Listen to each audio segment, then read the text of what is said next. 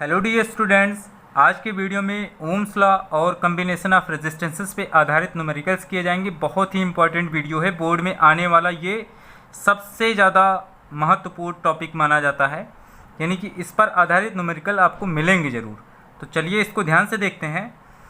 इसमें क्या करना है आपको, जो कम्बिनेशन ऑफ रेजिस्टेंसेस यानी कि R इज इक्वल टू एक फार्मूला निकला होगा R1 प्लस R2 प्लस ऐसे करके Rn तक, और एक निकला होगा 1/r is equal to 1/r1 plus 1/r2 plus 1/rn तक।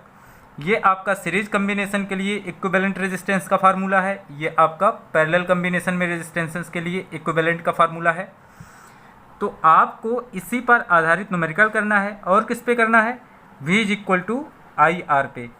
तो यहाँ पे ऑलरेडी हमने कुछ इंपॉर्टेंट क्वेश्चंस लिख के रखे हैं, इसको हम स्टेप बाय स्टेप देखते हैं।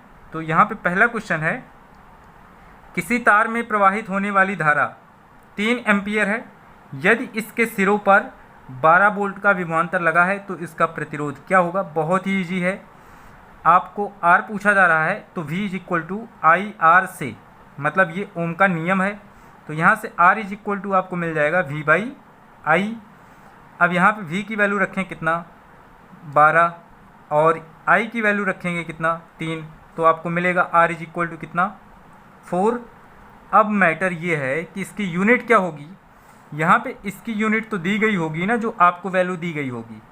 अगर आपको यूनिट नहीं समझ आ रही है तो यही यूनिट जैसे यहाँ पे आपने रखा है वैसे रख दीजिए। जैसे v का क्या होगा, वोल्ट होगा, तो ये हो जाएगा वोल्ट, और क्या होगा, प्रति एम्पियर, क्योंकि बटा लगा रहता है तो प्रति बोलते हैं, ये हो जाएगा एम्पियर। इसी को बोलते हैं ओम, इसी को क्या बोलते हैं, ओम। या R इज इक्वल टू हम लिख सकते हैं कितना, 4 ओम। आप ओम हिंदी में भी लिख सकते हैं, आप इसके सिंबल को भी बना सकते हैं, मतलब R इज इक्वल टू 4 ओम, ऐसा भी आप लिख सकते हैं। तो ये पहला क्वेश्चन था, बहुत ईजी था। अब सेकंड क्वेश्चन क्या है, इसमें दिया गया है 1 ओम, 2 ओम और 3 ओम के 3 प्रतिरोधक को श्रेणी क्रम में जोड़ा गया है। इनके तुल्य प्रतिरोध को ज्ञात करना है। यदि प्रतिरोधों का संयोजन 12 वोल्ट की बैटरी से हो तो प्रत्येक प्रतिरोध के सिरे पर वोल्टता कितनी होगी, ये भी आपको बताना है। तो अगर इनको श्रेणी क्रम में जोड़ा गया है तो तुल्य प्रतिरोध R बराबर क्या हो जाएगा, 1 ओम, 2 ओम और 3 ओम, ये ऐड हो जाएगा। R इज इक्वल टू कितना आएगा, 6 ओम। यहाँ पे आप फार्मूला लिख सकते हैं, R is equal to R1 plus R2 plus R3 से। तो R इज इक्वल टू आपको ये चीज़ मिल जाएगी, 6 ओम आ जाएगा आपका कौन सा प्रतिरोध, तुल्य प्रतिरोध आ जाएगा। अब कह रहा है कि यदि इनको एक बैटरी से जोड़ दिया गया है जिसका पोटेंशियल कितना है, 12 वोल्ट, मतलब ऐसे जुड़ा है। आप ध्यान दीजिए, ये इस तरह से जोड़ दिए गए हैं एक 12 वोल्ट की बैटरी से, ये 12 वोल्ट है, तो इनके सिरों का विभवांतर जो है वो कितना हो जाएगा, 12 वोल्ट। यहाँ पे 1 ओम होगा, यहाँ पे 2, यहाँ पे 3, तो इस तरह से इसको जोड़ दिया गया है। अब ये पूछ रहा है कि प्रत्येक प्रतिरोध में वोल्टता क्या होगी, यानी कि हर एक का अलग अलग निकालना है।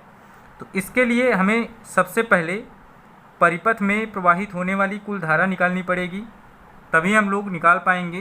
क्योंकि हम लोग जानते हैं कि श्रेणी क्रम संयोजन में धारा एक समान होती है सभी प्रतिरोधों में, और समांतर क्रम में वोल्टता सभी प्रतिरोधों की समान होती है। तो इस पॉइंट को ध्यान में रखते हुए हमें I का मान सबसे पहले निकालना होगा।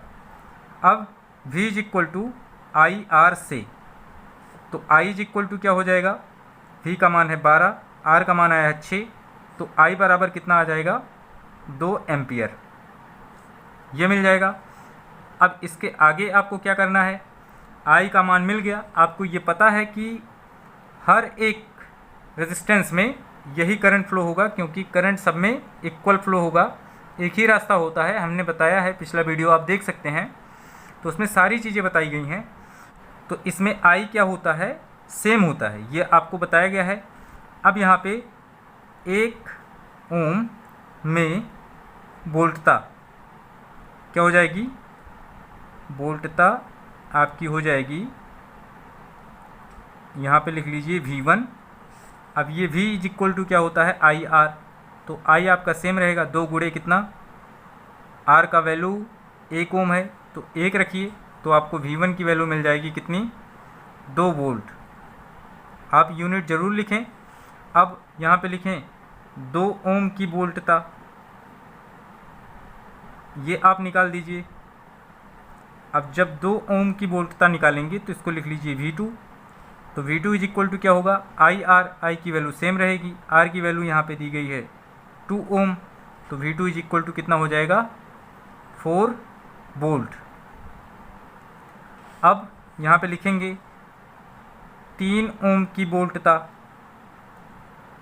अब ये जब निकालेंगे तो आपको मिल जाएगा V3 is equal to IR, I की वैल्यू 2, R की वैल्यू 3, तो V3 इज इक्वल टू कितना आएगा 6 वोल्ट। ये आपका आंसर हो जाएगा क्वेश्चन नंबर 2 का। अब हम क्वेश्चन नंबर 3 की तरफ चलते हैं, और ये क्वेश्चन आपको अच्छे से समझ आना चाहिए, क्योंकि 100% फिक्स होता है कि इस चैप्टर से न्यूमेरिकल ज़रूर आएंगे, तो आप इसको बहुत अच्छे से तैयार करिए। अब ये देखिए क्वेश्चन नंबर 3 है, इसमें क्या दिया गया है, 2 ओम, 4 ओम और 5 ओम के 3 प्रतिरोधक को समांतर क्रम में संयोजित करने में तुल्य प्रतिरोध कितना होगा, ये पूछा जा रहा है। और एक बार इसमें ये भी पूछा जा रहा है कि अगर इनको हम श्रेणी क्रम में संयोजित करें तो तुल्य प्रतिरोध कितना होगा। तो आप इसको पहला मान सकते हैं, इसको दूसरा मान सकते हैं। अब यहाँ पे क्या हो जाएगा, 1 बाई, पहला वाला हम यहाँ पे सॉल्व कर रहे हैं, 1 by R is equal to 1 by R1 plus 1 by R2 plus 1 by R3 से 1 by R is equal to क्या हो जाएगा 1 by 2 plus 1 by 4 plus 1 by 5। अब यहाँ पे एलसीएम आपको लेना पड़ेगा इक्वल करने के लिए, तो यहाँ से 1 by R is equal to आप लिखें, इन दोनों में अगर देखेंगे तो इसको 4 बना सकते हैं, 2 से मल्टीप्लाई कर दें अप एंड डाउन, तो यहाँ पे हो जाएगा 2 by 4 plus 1 by 4 plus 1 by 5। अब 4 और 5 का एलसीएम 20 हो सकता है, तो यहाँ पे आप लिख सकते हैं 1 by R is equal to, यहाँ पे 5 से मल्टीप्लाई करें अप एंड डाउन में, 2 into 5 by 4 into 5 plus 5 by 4 into 5 plus यहाँ पे आप लिखें 4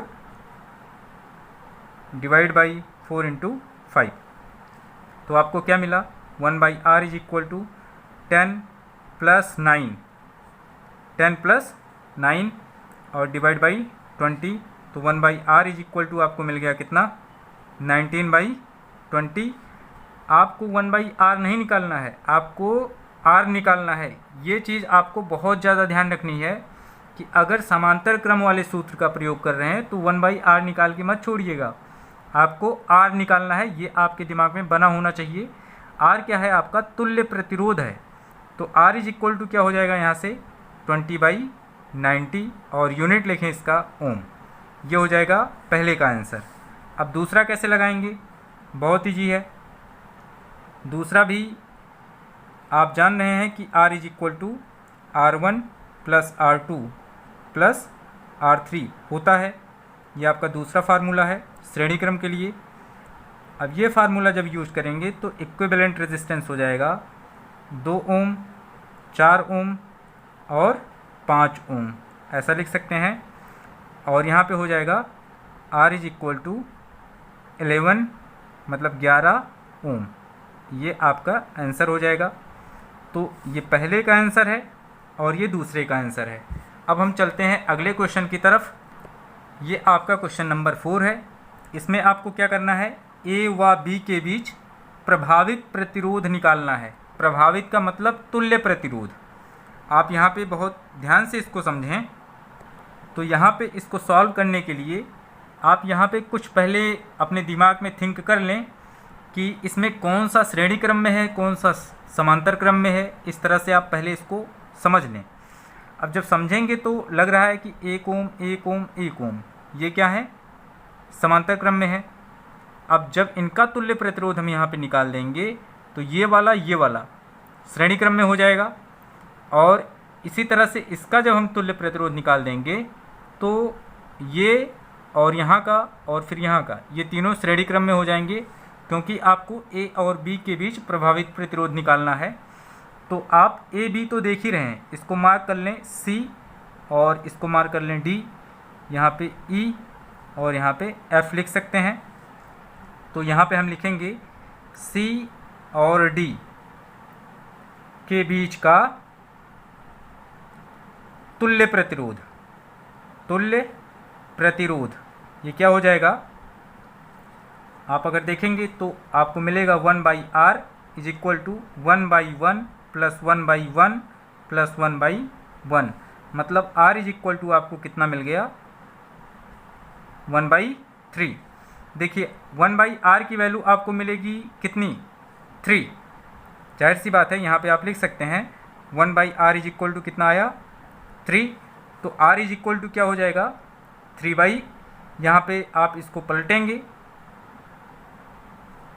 और 3/1 को लिख सकते हैं 1/3, तो ये चीज़ हो जाएगी r की वैल्यू। अब ये आपका 1/3 ओम यहाँ पे एक इक्विवेलेंट रेजिस्टेंस जुड़ेगा। अब ये कुछ इस तरह से बना, यहाँ पे बना, यहाँ पे आ गया 1/3 ओम। अब इसके बाद क्या है 1 ओम यहाँ पे है, और अब यहाँ पे आप निकालें E और F के बीच तुल्य प्रतिरोध। इसी प्रकार E और F के बीच का तुल्य प्रतिरोध वो क्या हो जाएगा, यही आएगा ना, क्योंकि प्रतिरोध का मान समान है। देख लीजिए 1 ओम 1 ओम 1 ओम, तो इसी प्रकार आप लिख सकते हैं। तो हो जाएगा कितना, आप लिख सकते हैं इसको R डैश, ठीक है ना, इसको आप लिख दें R डबल डैश, ठीक है ना। तो ये हो जाएगा कितना 1/3 ओम। ऐसा हमने क्यों किया, क्योंकि ये CD के बीच का है और ये EF के बीच का है। तो ऐसा आप लिख सकते हैं, आप इसको R1 R2 से भी डिनोट कर सकते हैं। आप इसको यहाँ पे लिख सकते हैं, ये भी RCD के बीच का है, इसको लिख सकते हैं REF के बीच का है। तो आप इसको एक इंडिकेशन के रूप में यूज करते हैं, ये कोई बहुत बड़ा मैटर नहीं है। अब आप लिखें कि AB के बीच का तुल्य प्रतिरोध या प्रभावी प्रतिरोध क्या होगा। अब देखिए यहाँ पे भी इसके बाद 1/3 ओम का एक प्रतिरोध जुड़ गया। अब यहाँ पे A था आपका, यहाँ पे B था। अब यहाँ पे लिखें A व B के बीच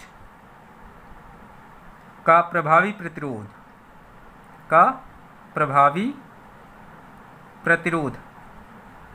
क्या हो जाएगा,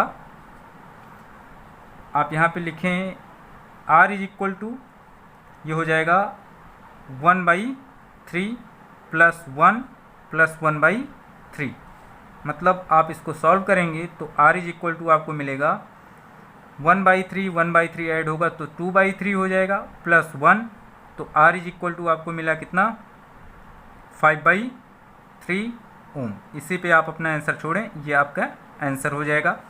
तो बहुत ईजी है समझना, बस आपको ये समझ में आ जाए कि कहाँ पे हमें कौन सी चीज़ अप्लाई करनी है। और पिछले वीडियो में हमने बताया था कि जब हमें प्रतिरोध को ज़्यादा करने की आवश्यकता होती है तो हम श्रेणी क्रम संयोजन करते हैं, और जब प्रतिरोध हमें घटाना होता है तो हम समांतर क्रम संयोजन करते हैं। अब हम अगले क्वेश्चन की तरफ चलते हैं। ये आपका क्वेश्चन नंबर 5 है, इसमें 2 पार्ट्स हैं। अब यहाँ पे हम इसको बताते हैं। इसमें भी आपको A और B के बीच तुल्य प्रतिरोध निकालना है। तो आप देख रहे हैं कि यहाँ पे A है, यहाँ पे B है। इसको मान लें पहले C, इसको मान लें D, और इसको मान लें E, और इसको मान लें F। ऐसा इसलिए हम मान रहे हैं कि आपको इसको सॉल्व करने में बहुत आसानी हो जाए, कि आपको कोई प्रॉब्लम ना आए। अब देखिए, जब यहाँ पे देखेंगे 2 ओम और 3 ओम ये श्रेणी क्रम में है, 2 ओम 6 ओम ये भी श्रेणी क्रम में है। तो यहाँ पे एक इक्विवेलेंट रेजिस्टेंस आएगा, वो कितने ओम का आएगा, ये आ जाएगा अब यहाँ पे 5 ओम का, और यहाँ पे कितने ओम का आ जाएगा 8 ओम का। अब ये 8 ओम और 5 ओम कौन से क्रम में होंगे, समांतर क्रम में। अब इसके बाद हम वो चीज़ सॉल्व कर देंगे और नहीं तो सबसे पहले इसको हम सॉल्व करना स्टार्ट करते हैं सी डी और ई एफ से, है ना। सी डी के बीच का तुल्य प्रतिरोध क्या हो जाएगा, यहाँ पे आप इसको फर्स्ट का सॉल्यूशन लिखें, ये 5वें का पहला है। अब यहाँ पे आपको क्या मिल जाएगा, यहाँ पे आपको मिलेगा R1, मान लीजिए R1 इज इक्वल टू कितना हो जाएगा 2 + 3, मतलब R1 इज इक्वल टू मिलेगा 5 ओम। अब यहाँ पे लिखें EF के बीच का तुल्य प्रतिरोध, तो आपको क्या मिल जाएगा, ये आपको मिलेगा R2 मान लीजिए इसको, और ये मिल जाएगा 2 + 6, मतलब R2 इज इक्वल टू आपको मिल गया कितना 8 ओम। अब यहाँ पे लिख दीजिए AB के बीच का तुल्य प्रतिरोध क्या हो जाएगा, बहुत ईजी है, 1/R इज इक्वल टू हो जाएगा 1/R1 + 1/R2। अब यहाँ से 1/R इज इक्वल टू हो जाएगा 1/R1 की वैल्यू आपके पास है कितना है 5, और यहाँ पे लिखें 1/8। एलसीएम लेंगे तो 1/R इज इक्वल टू 13/40 हो जाएगा, तो R इज इक्वल टू क्या हो जाएगा 40/13, ये इतना ओम में आएगा। ये आप पहले पार्ट का सॉल्यूशन कर चुके हैं। एलसीएम लेंगे 8 का मल्टीप्लाई, ये आपको पता होगा। अब यहाँ पे हम चलते हैं इस वाले फिगर की तरफ, यानी कि इस क्वेश्चन का जो सेकंड पार्ट है इस पे हम लोग डिस्कस करेंगे।